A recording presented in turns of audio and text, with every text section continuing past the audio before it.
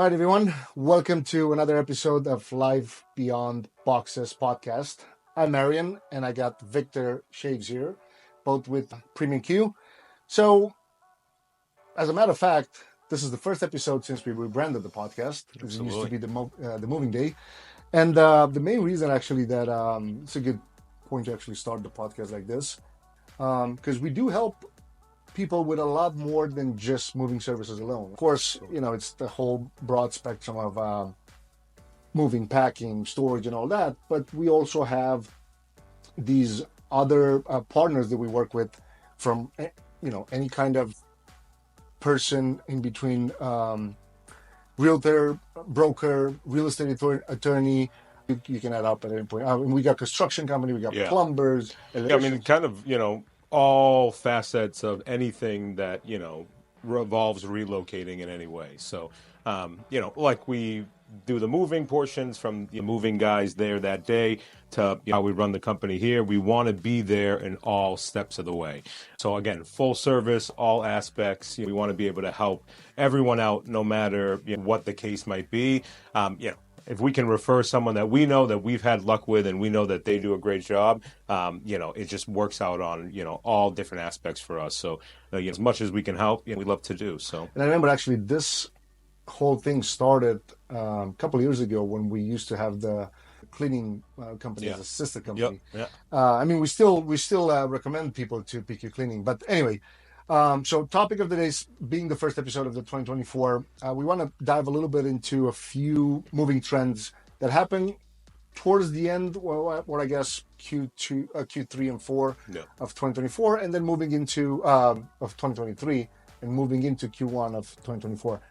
So I pulled some stats in here, but before I dive into those, what do you feel? Let's talk about either the number one question, if you feel like we really got way more than typical, or top three questions that kind of occurred during 2023 that you feel, all right, this is one piece of content that you can now send to our customers. Yeah, absolutely. So I think the biggest thing in 2023 in its entirety is just how kind of crazy the market was. So definitely different aspects of the same question, but the number one thing was just not having all the information or not knowing all of the details when they're looking for a quote. So, over the last couple years, the housing market has been pretty good for sellers and buyers. So things go quick. You bought a house quick. You sold your house quick.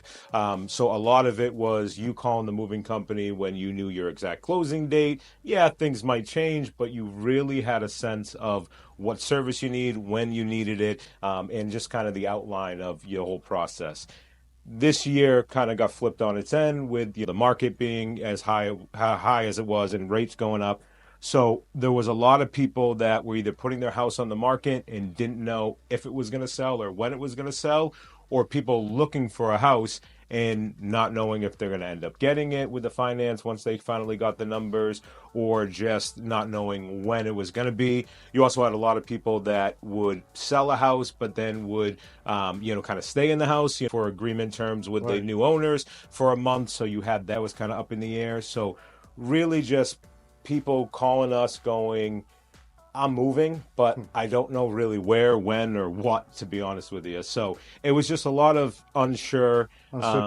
Uncertainty, people being unsure on if they should be even looking for a moving quote at this time.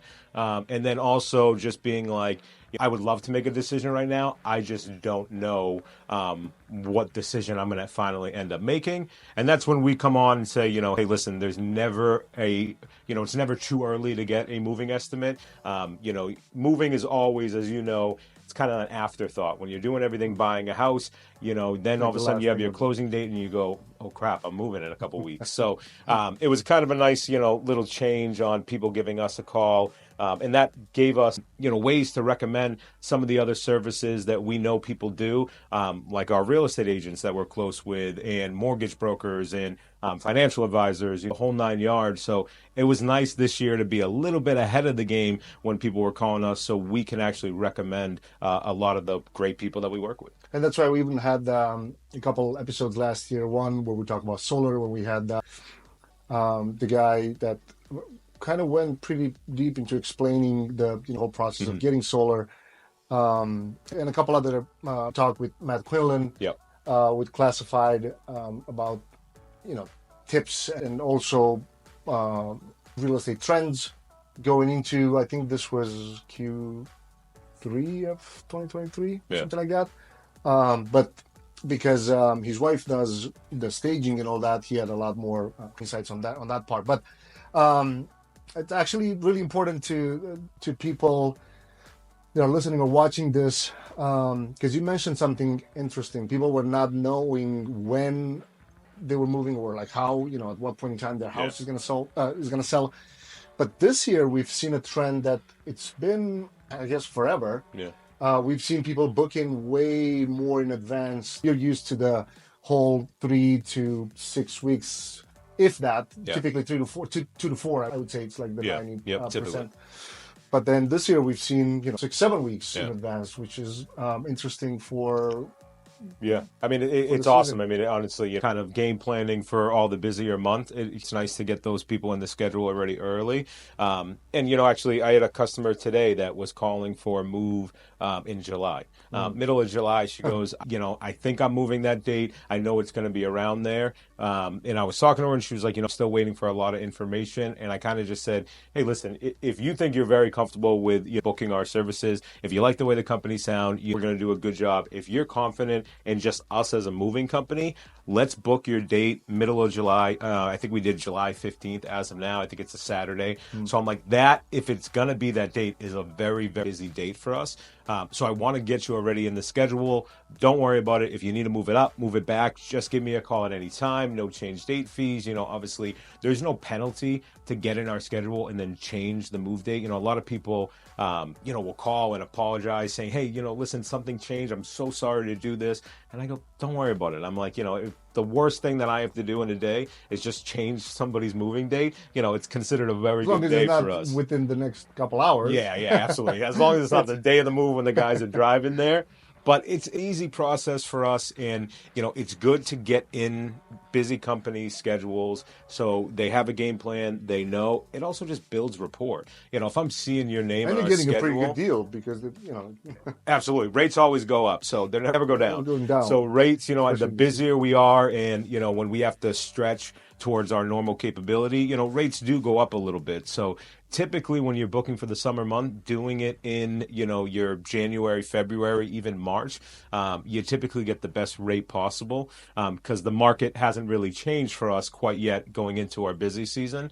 And then, it just builds rapport, because if I'm seeing your name on a schedule for 6 months before your move is, by the time your move gets there, we're best friends. I know everything about it, and I'm there to help you out, with any changes that need to be made, throughout, even if it happens to be a week before. 100%. And it's interesting now looking at the, because we had a couple big things happening last year, but some key moving statistics, and this is from marketwatch.com. Apparently, the top 5 states Americans are more likely to move, and this was This was actually published December 29th of 2023, so just a few weeks ago.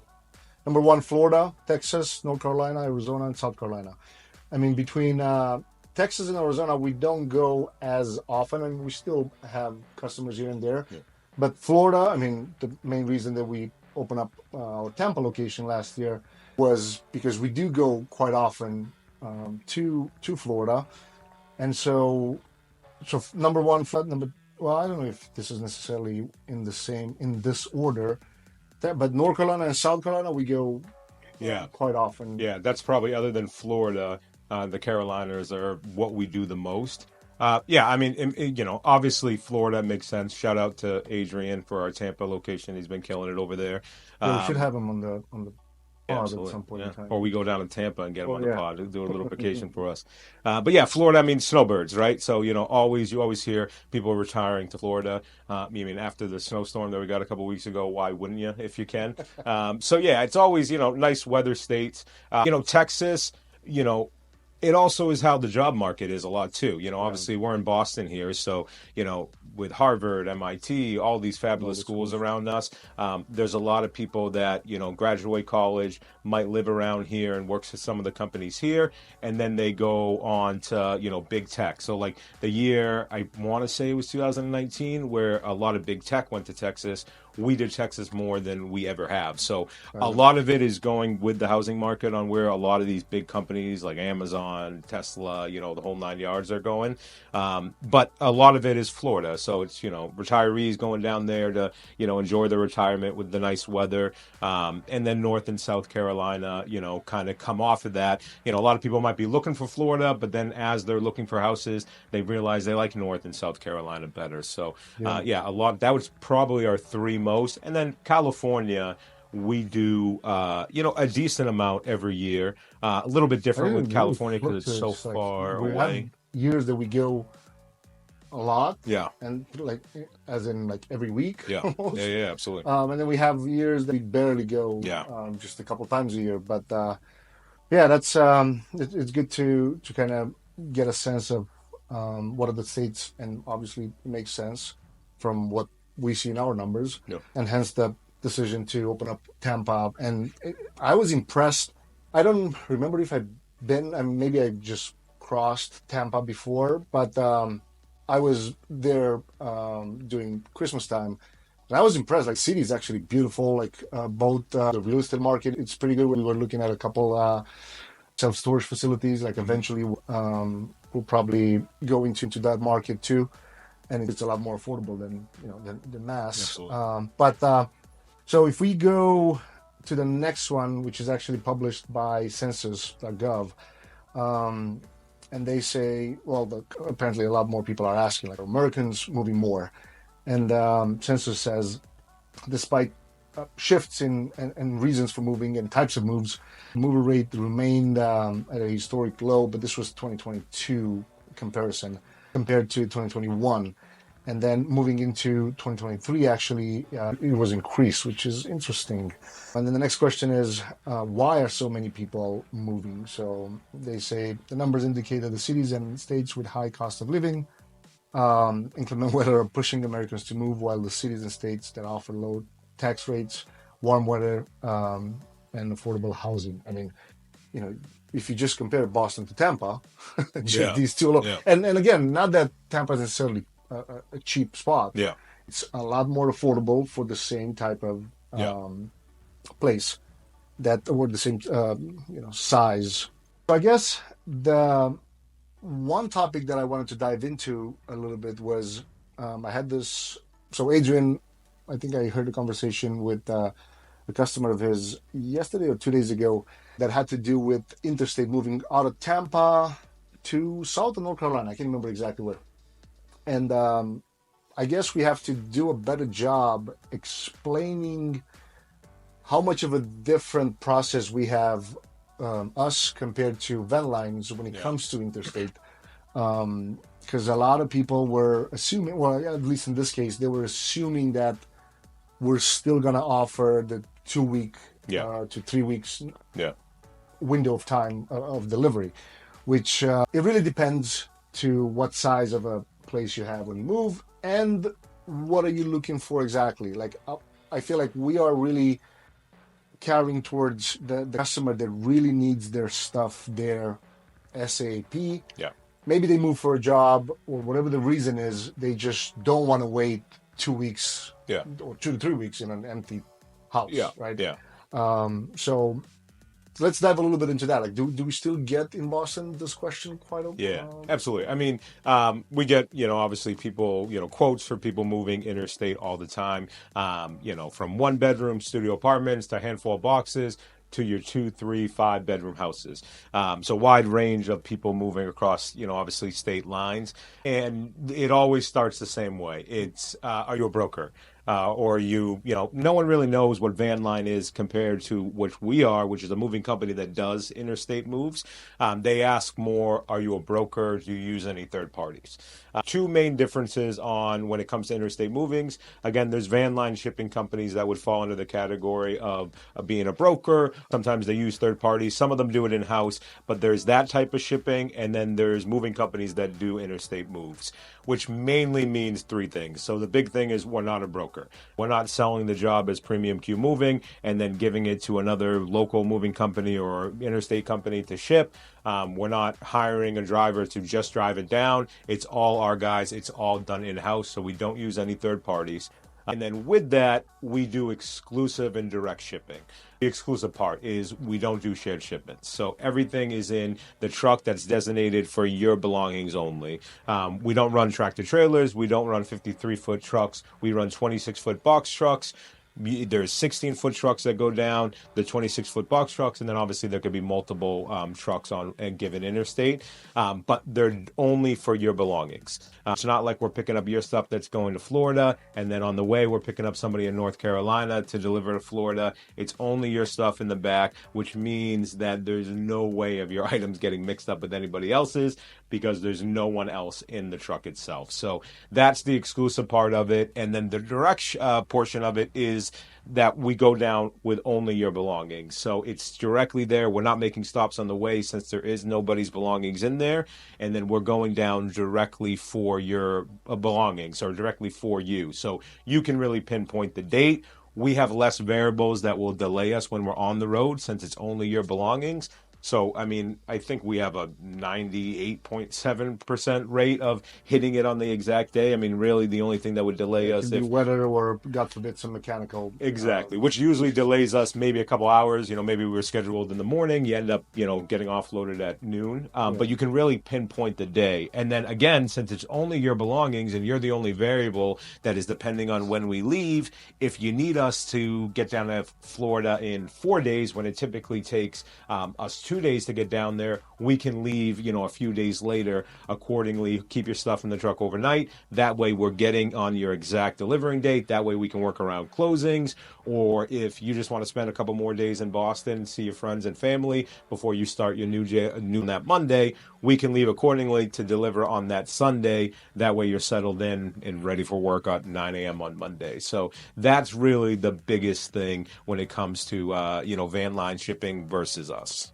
Yeah, and then I feel like a lot of times people ask the question in terms of, do we use a third party, as in, like, if we are the broker part? Yeah. But also, I mean, the only third party in there that can be used is the truck if we have to go and rent, additional trucks. Questions when it comes to, like, truck rentals. I mean, every company that I've seen online or whatever, everybody uses rental trucks because you have to supplement every state has a season when it comes to moving. So it's not like, all right, we're gonna show up in a rental truck and now you have to question, like, why this happening. Of course, but I guess it's important to address it for the people that might not understand why are we using a truck that's rented with Penske or Ryder or budget. And it's just a matter of, if we are so busy between the months of May to September, of course, the numbers, like the math, doesn't make sense to actually purchase a full-blown brand new truck and then have it on insurance and all that. So that's why most companies rent trucks. Yeah, absolutely. And also for long distance, sorry for cutting you. No worries. But for long distance, when we go, it's also a little bit of a plus for us too when it comes to, hey, God forbid the mechanical thing shows up. It's like 24/7 roadside assistance for any kind of. Well, that's the biggest thing. When you were renting trucks, one of it is we don't want to, tie up our fleet. We have other local jobs to do at that same time. Just because we booked an interstate job doesn't mean we're going to stop that truck from doing local jobs, the next 3 days. So if we did it with our own trucks, it wouldn't be just that truck being consumed for that one day. It's the whole process. Obviously you have that 3 to 4 to 6 day process depending on where you're going, in the States. But so it's that, and then it's also the 24-hour, roadside assistance on the trucks.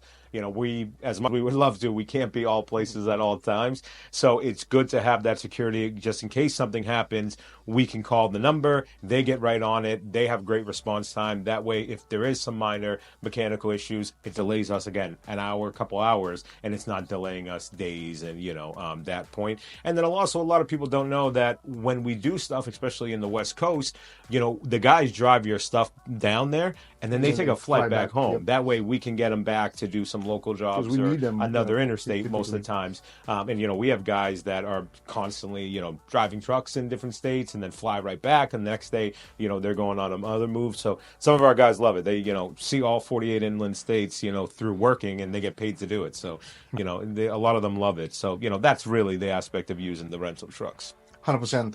And we'll end this episode with a few things. Number one, we'll start. I'm not 1,000% sure if from the next episode, but definitely from the next month. We'll start because we're going to start using a new platform. I'll reveal it more on the next show, but we're going to be able to take calls regardless if they're live or if people want to record a quick question. They'll be able to just go on the podcast page and then just record a quick 10, 20 second, 30, whatever question, if it's moving related or at least within the scope of relocating from to Boston or Florida or within or does anything in between, pretty much. Any question that can be addressed here on the podcast. And then the other thing is we'll start bringing more guests this year. So we want to also hear from all of you guys that are watching, that are consuming, that are listening to the podcast. Let us know what other topics you'd be interested in hearing. So we had realtors, we had people in solar. Mm-hmm. So the next, I know we have lineup. So Matt Quinlan is coming back to talk about real estate trends for 2024. But we also have a real estate attorney. So what we'll try to do is we'll try to gather some questions ahead of time from any of the either customers or just listeners in general. So if any of you guys have any questions, obviously you'll be able to click in the description of this episode, regardless where you consume it, if it's YouTube, Apple, Spotify, or any platform. You'll be able to go in there. You want to add anything that maybe I have missed on this? No, I think we touched base. It was a pleasure talking to you guys. And yeah, I mean, if you guys have any other questions you would like us to, answer in another podcast, or just any questions related to something we talked about that maybe we didn't answer, or if you just want to drop down in a comment your worst van line shipping story, just make sure that you put that it was van line shipping companies and not us. We love to hear from you guys. So we appreciate it, and we'll talk to you guys soon. We'll catch you in the next episode. Take care, guys.